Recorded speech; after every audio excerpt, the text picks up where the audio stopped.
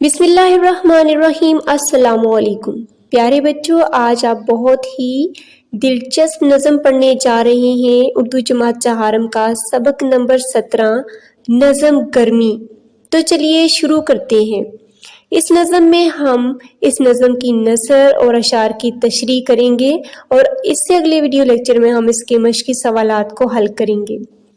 سوچیں اور بتائیں گرمی کا موسم کن مہینوں پر مشتمل ہوتا ہے؟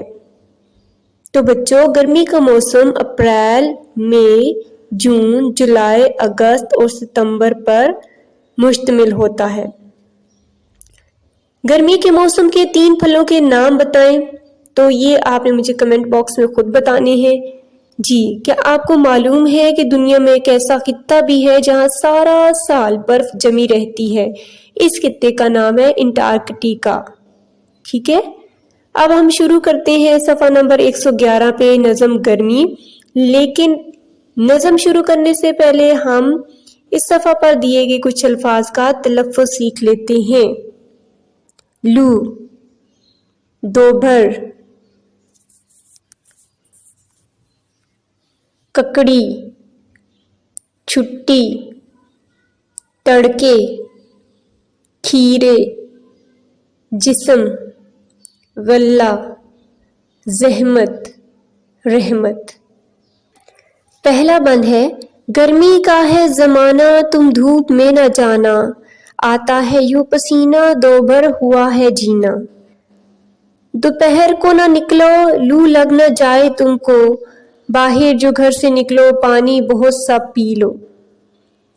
دوبھر مشکل۔ اس بند کی نثر ہے، یہ گرمی کا موسم ہے اس لیے تم دھوپ میں نہ جاؤ، پسینہ یوں آتا ہے اور جینا مشکل ہو جاتا ہے۔ تم کو لو نہ لگ جائے اس لیے دوپہر کو نہ نکلو، اور جب اگر نکلو تو بہت سارا پانی پی کر نکلو۔ تشریح۔ اس بند میں شاعر نے گرمی کے موسم کو بیان کیا ہے اور کہا ہے کہ گرمی کے موسم میں تم سب دھوپ میں جانے سے گریز کرنا، یعنی دھوپ میں مت جانا۔ اس موسم میں بہت پسینہ آتا ہے جس سے جسم میں پانی اور نمکیات کی کمی ہو جاتی ہے۔ اس موسم میں زندگی بہت مشکل لگتی ہے، دن کے وقت گھر سے باہر مت نکلو ورنہ لو لگ جائے گی۔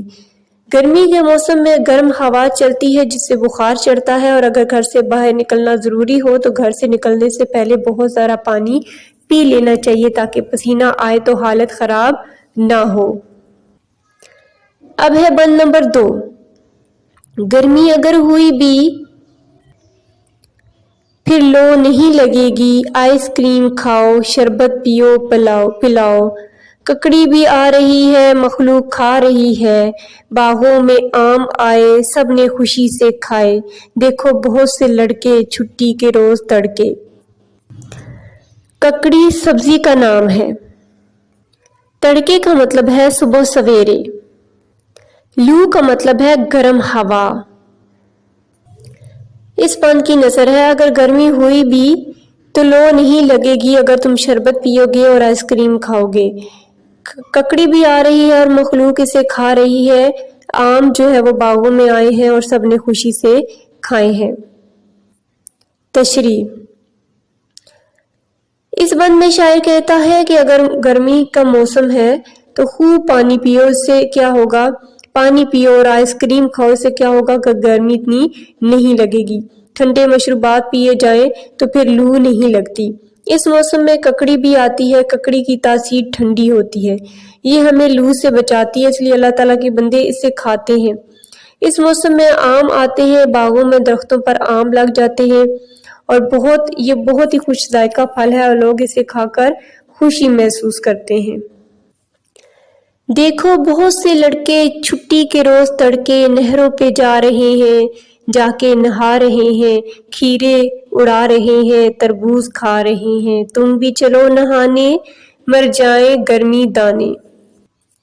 تڑکے صبح سویرے۔ اس بند کی نثر ہے، تڑکے چھٹی کے روز بہت سے لڑکوں کو دیکھو جو نہروں پر جا رہے ہیں اور وہاں جا کر نہا رہے ہیں، وہ تربوز کھا رہے ہیں، کھیرے کھا رہے ہیں، تم بھی نہانے چلو تاکہ گرمی دانے مر جائیں۔ تشریح۔ اس بند میں شاعر ان لڑکوں کی طرف توجہ دلا رہا ہے جو گرمی کے موسم میں چھٹی کے دن صبح سویرے اٹھ جاتے ہیں۔ یہ لڑکے نہر پر جا کر نہاتے ہیں۔ گرمی کے موسم میں نہر میں نہانے کا بڑا مزہ ہے۔ یہ لڑکے نہر پر نہاتے ہیں، کھیرے اور تربوز بھی کھاتے ہیں۔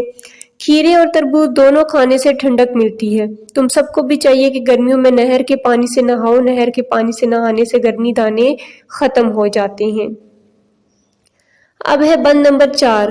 پیڑوں پہ سب پرندے بیٹھے ہوئے ہیں چھپ کے، جو دھوپ گرمیوں کی ہے جسم کو جلاتی، یہ کام بھی ہے آتی، غلہ بھی ہے پکاتی، دیتی ہے اگرچہ زحمت، پر ہے خدا کی رحمت۔ عنایت علی خان کی یہ نظم ہے، جس کا یہ آخری بند تھا، جس کی نثر ہے: سب پرندے پیڑوں پر چھپ کر بیٹھے ہوئے ہیں، گرمی کی وجہ سے دھوپ جسم جلاتی ہے، یہ غلہ پکانے کے بھی کام آتی ہے، اگرچہ یہ زحمت بھی دیتی ہے لیکن خدا کی رحمت بھی ہے۔ اس بند میں شاعر کہتا ہے کہ گرمی کے موسم میں پرندے درختوں کے پتوں پر چھپ کر بیٹھ جاتے ہیں، جانور نہروں کے پاس بیٹھے ہوئے ہوتے ہیں یا جھاڑیوں میں چھپ کر بیٹھ جاتے ہیں۔ یہ گرمیوں کی دھوپ میں جسم کو جلانے والی ہوتی ہے، اگرچہ دھوپ اچھی نہیں لگتی مگر پھر بھی یہ کام کی ہے۔ اس دھوپ سے اناج پکتا ہے، آم میں رس پڑتا ہے، مچھر مکھیاں ہلاک ہو جاتی ہیں۔ اگرچہ یہ دھوپ تکلیف دیتی ہے مگر پھر بھی اللہ تعالیٰ کی مہربانی ہے، بہت سے کاموں کے لیے دھوپ ضروری بھی ہے۔ ٹھہریں اور بتائیں لو سے بچنے کا کیا طریقہ ہے؟ لو سے بچنے کا طریقہ یہ ہے کہ جب آپ گھر سے نکلیں تو بہت سارا پانی پی کر جائیں، ٹھنڈے مشروبات کا استعمال کریں اور ٹھنڈی ٹھنڈی چیزیں کھائیں جن کی تاثیر ٹھنڈی ہو۔ اس کے ساتھ ہی ہم نے آج کا سبق نظم گرمی ختم کر لی ہے، جس میں ہم نے سیکھا کہ گرمی کے موسم میں دوپہر کے وقت لو لگنے کا خطرہ ہوتا ہے، اس لیے بلا ضرورت گھر سے نہیں نکلنا چاہیے۔ ہم نے سیکھا کہ پانی زیادہ پینا چاہیے، اس طرح موسم کے پھل اور سبزیوں کا استعمال کرنا چاہیے۔ دھوپ اور گرمی سے اگرچہ ہم تنگ ہوتے ہیں لیکن اسی دھوپ کی وجہ سے پھل اور اناج بھی پکتے ہیں۔